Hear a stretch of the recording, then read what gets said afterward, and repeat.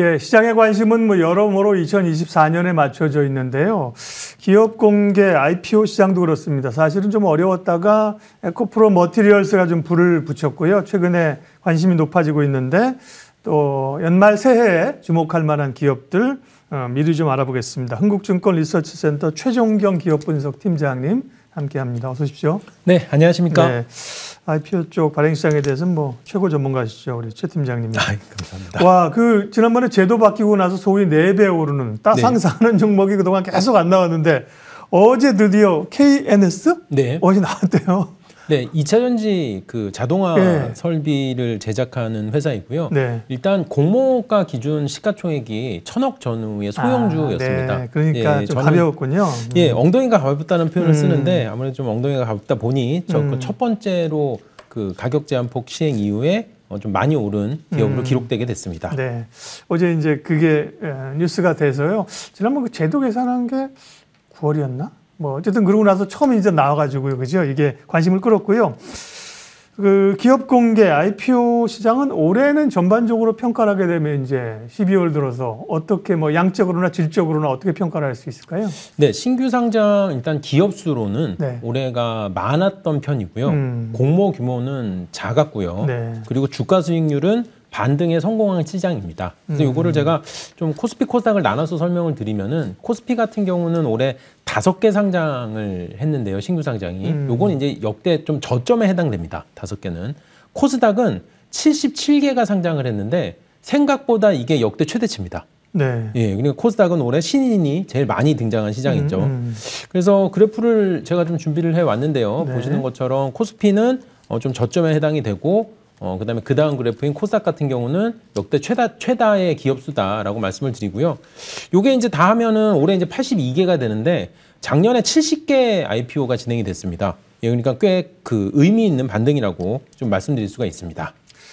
그런데 특별히 코스피는 이렇게 기업이 적고 코스닥은 많은 게 아무래도 상장 요건이 코스피가 좀 들어가기 어려워서 그런가요?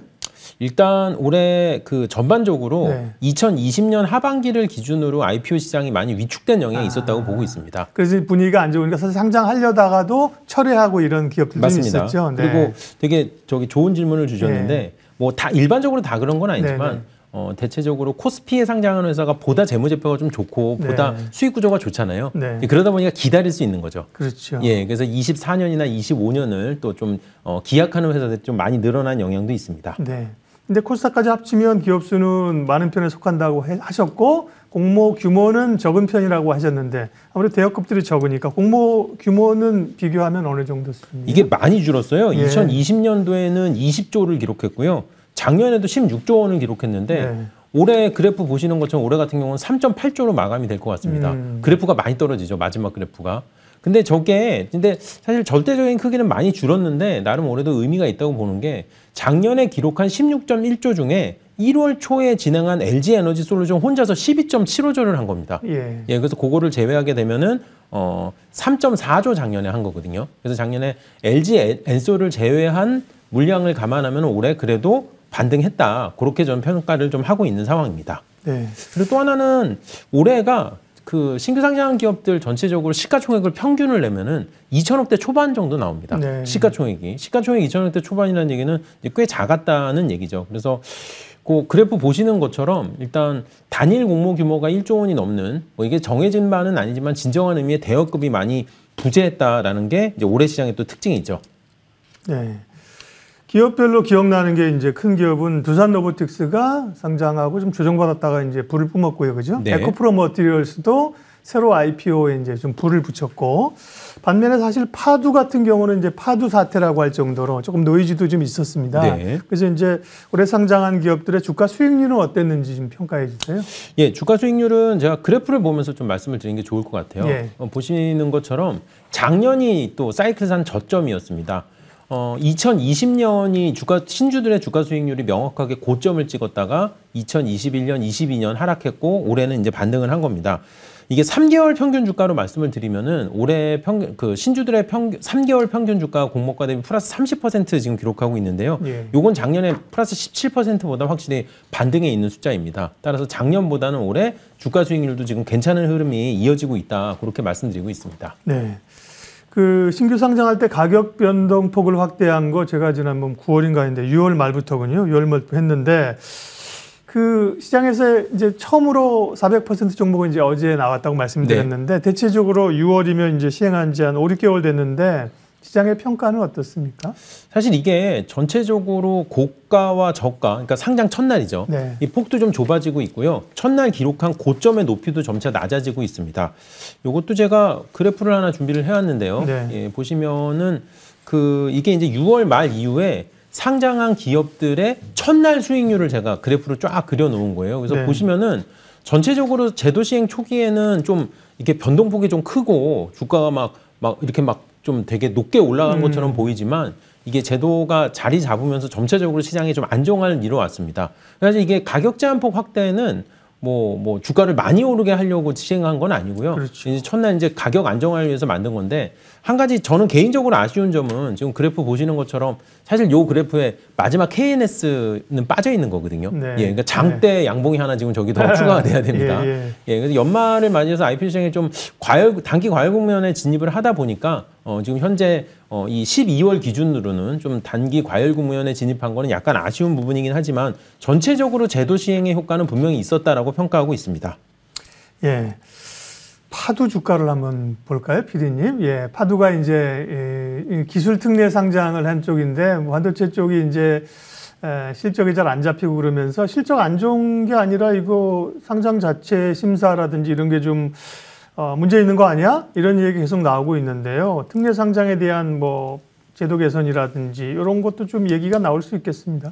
사실 파두 관련된 얘기는 제가 그러니까 이번 주는 아니고요. 예. 2주 전까지만 해도 전화를 정말 많이 받았어요. 네. 이거에 대해서 관련 뭐 정책부터 시작해서 회사에 대해서 문의하신 분들이 굉장히 많았는데 네. 뭐 개인적인 소견님을 전제로 제가 예. 또 말씀을 드리면은 저는 상장한 기업들이 신규 상장한 기업들이 계획보다 실적을 잘 내는 기업도 있고 잘 내지 못하는 기업도 있다고 저는 생각하고 있습니다. 그리고 실적이 좋기도 하고 나쁘기도 하기 때문에 그에 대한 변수로 주가도 변동한다고 보고 있는데 다만 파도 같은 경우는 8월 7일 날 상장해서 8월 14일 날 반기 보고서를 제출하지 않았습니다. 예. 그게 의무가 없었어요. 그러니까 파도가 뭐 법을 어긴 건 아니고요. 예, 그냥 규정상 그렇게 면제를 받았는데 다만 아쉬운 부분은 규정상 면제를 받아도 자진해서 자진 공시하는 회사들도 꽤 있거든요. 그렇죠. 우리가 이제 상장사가 됐으니 남들과 같이 분기 실적을 발표하겠습니다라고 그래서 그거를 놓친 거는 굉장히 아쉽게 생각을 하고 있습니다. 네. 지금 그래프 나와 있는 거 좀 같이 봐주시면은 막대 그래프는 이제 무시하셔도 되고요. 선 그래프만 봐주시면은 이게 코스닥 시장에 상장하는 특례 상장 기업들의 비중입니다.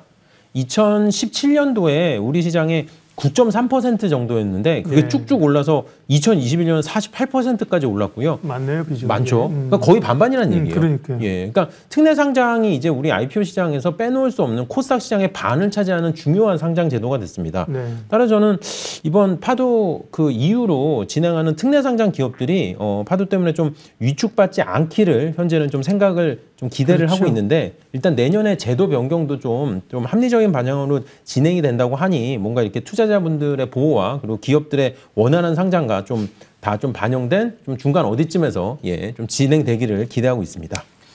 소 잃고 외양간 고쳐야죠, 그죠? 네. 네. 소 잃기 전에는 외양간 잘 안 고치거든요. 멀쩡한데 그렇죠. 뭐. 네. 소 잃고 외양간 고치고 잃어버린 소 찾으러 나가고 이래야 되는 거죠. 맞습니다. 제도가 예. 좀 좋아지고. 또 새 소도 키우고요. 그러게 그렇습니다. 오늘이 이 동시만기일이어서요. 만기일 지나고 이제 12월에 그 코스피 200, 코스닥 150 그 지수 종목 변경 있잖아요. 네. 이번에 이제 어떤 기업이 늘 들어가고 빠지고 관심사인데 네. 올해 새내기 기업들 가운데서 이제 들어갈 걸로 예측되는 기업들은 어디예요? 일단 이게 이제 지수 선정위에서 이제 명단은 발표가 돼 있는 상황이고요. 네. 일단 코스피 200 같은 경우는 작년하고 올해 실질적으로 상장한 기업들이 너무 많이 없습니다. 예, 그러다 보니 코스피 그렇겠네요. 200은 새내기 주는 지금 새로 들어가는 거는 보이지 않고요. 네. 코스닥 150 같은 경우 그래도 활발하게 새내기 주들이 치고 들어가고 있는데 지난 6월 둘째 주에는 레인보우 로보틱스와 윤성 FNC가 편입이 된 거에 이어서 내일부터는 보로노이, 루닛, 탑머티리얼 그리고 특히 올해 신규 상장한 제이오가 유일하게 내일 코스닥 150에 편입되게 되었습니다. 네. 근데 두산 로보하고 에코프로머티는 시총이 커서 이거는 코스피 쪽에 들어갈 가능성이 있는 거 아닌가요? 아, 맞습니다. 네. 사실 이것도 개인적인 사견인데요. 저는 두산 로보틱스의 코스피 200 편입을 이제 살짝 좀 이렇게 생각을 하고 있었던 사람인데 네. 안타깝게 요번 기회는 못 들어가게 됐습니다. 그렇군요. 그래서 이게 제가 조금 설명을 드리면은 네. 코스피 200이나 코스닥 150에 편입되기 위해서는 세 가지 조건이 충족되어야 됩니다. 시장의 대표성과 산업의 대표성과 그 유동성인데 유동성은 뭐 당연한 얘기고요. 벤치마크 지수에 들어가기 위해서. 시장의 대표성은 어느 정도 시총이 있어야 된다고 생각하시면 되고요. 또 하나 중요한 거는 바로 산업의 대표성입니다. 이 회사가 우리나라를 대표하는 우리나라의 이 산업을 대표하는 기업인지를 정성평가하는 부분인데 두산 로보틱스는 산업의 대표성이 굉장히 강해요. 왜냐하면 우리나라를 대표하는 로봇주들이 대부분 코스닥에 몰려있기 때문에 이번에 상장한 코스피에 두산 로보틱스는 가능성이 있을 거라 생각했지만 다음 6월에 정기 변경을 좀 이제 다음 기회는 내년 6월에 정기 변경이 되게 되었습니다. 정량적 평가만 하는 게 아니라 정성적 평가를 위원회에서 같이 하는 모양이군요. 맞습니다. 거기서 오히려 두산 로보틱스는 좀 강점이 있다고 보고 있고요. 에코프로머티도 마찬가지입니다. 산업의 대표성에 있어서는 사실 좀 강력한 부분이 있는데 이제 신규 상장하고 날짜가 너무 안 됐어요. 11월 20일에 상장했으니까요. 그러니까 내일이 12월 9일, 8일이잖아요. 네. 이게 기록을 갖고 있는 회사가 SKIET입니다. 만 30일 만에 편입된 기록이 있어요. 근데 11월 20일에 상장한 에코프로머티 같은 경우는 사실 그 날짜가 지금 아예 그렇게 안 되기 때문에 그건 어려울 것 같고요. 다만 이 제도 중에 이런 게 있습니다. 수시 변경 제도가 있어요. 그래서 신규 상장하고 15 매매 거래일 동안 평균 시가총액이 시총 50위권에 들게 되면은 이렇게 좀 수시 변경으로 들어갈 수 있는 그런 조항이 있습니다. 따라서 에코프로머티 같은 경우는 내년 3월 둘째 주에 좀 기회가 한 번 더 생길 거라고 그렇게 생각을 하고 있고요. 제가 시청자분들한테 얘기가 나온 김에 하나 좀 말씀드리고 싶은 경우는 인터넷에 보니까 가끔 뭐 특례 편입이나 특례 변경이라고 표현하시는 분들이 있는데 이런 거는 표현이 잘못됐고요. 수시 변경, 정기 변경 두 가지만 있습니다. 그래서 6월과 12월에 정기 변경, 3월과 9월에 수시 변경 이렇게 기억해 주시면 좋을 것 같습니다. 깔끔하게 정리를 해주셨네. 저도 이제 두산 로보는 내년 6월에 편입 가능성이 있다 그래서 6월, 12월 두 번인데 에코프로머티에서는 왜 3월이지? 수시 변경이 또. 수시 변경 제도가 있습니다. 6월, 12월이 정기 변경, 3월, 9월이 수시 변경입니다. 수시 변경. 정시, 수시 이렇게. 정확한 표현입니다. 대입 순으로 보면 이렇게 있는 거군요. 자, 그럼 이제 올해는 거의 뭐 상장 절차들이 끝물인 것 같고요. 내년 기업 공개 IPO 시장을 보면서 어떤 전략이나 기회를 좀 찾으면 될까요? 마무리해 주십시오. 제가 사실 24년 전망을 아직 안 만들었어요. 그래서 연말연시에 한 번 더 불러주시면은 또 나와서 설명을 드리겠습니다. 다만 그래프를 마지막으로 하나 더 준비를 해왔는데요. 보시면은 지금 청구서 접수 추이 그래프입니다. 빨간색 점 찍혀 있는 게 굉장히 높은 데 다 찍혀 있잖아요. 이 얘기는 뭐냐면 내년에도 상장이 많을 거라는 얘기입니다. 따라서 일단 또 당장 코스피만 해도 내년 연초부터 APR이나 엔카닷컴 그리고 플랜텍 같은 지금 코스피 상장 기업들도 지금 대기를 하고 있고요. 또 내년에 아까 오늘 방송 초에 말씀을 드렸지만 2023년 시장이 불안해서 24년, 25년으로 일정을 미룬 대여급들도 많이 기다리고 있습니다.